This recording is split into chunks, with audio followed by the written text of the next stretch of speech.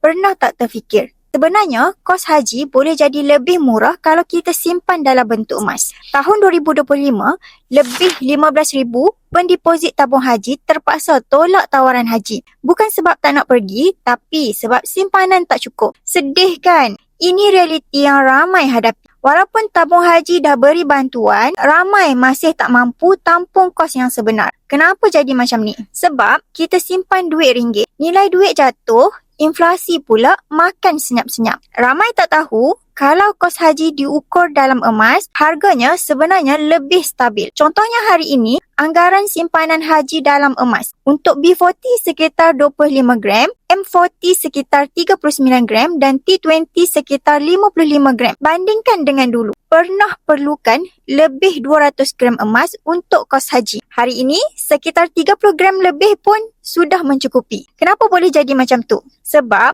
emas secara purata naik sekitar 10% setahun. Ia lawan inflasi, bukan kalah dengan inflasi. Bayangkan kalau kita mula simpan emas sedikit demi sedikit dari sekarang. Mungkin bukan tahun ini, mungkin bukan tahun depan. Tapi satu hari nanti, bila kita betul-betul dah bersedia, simpanan emas itulah yang membuka pintu ke Tanah Suci. Kalau haji adalah impian hidup anda, mulakan langkah pertama hari ini. InsyaAllah, saya boleh bantu anda mulakan simpanan emas serendah RM100 melalui akaun emas Cap Public Gold. Isi borang biru di bawah atau rujuk pin video untuk bermula.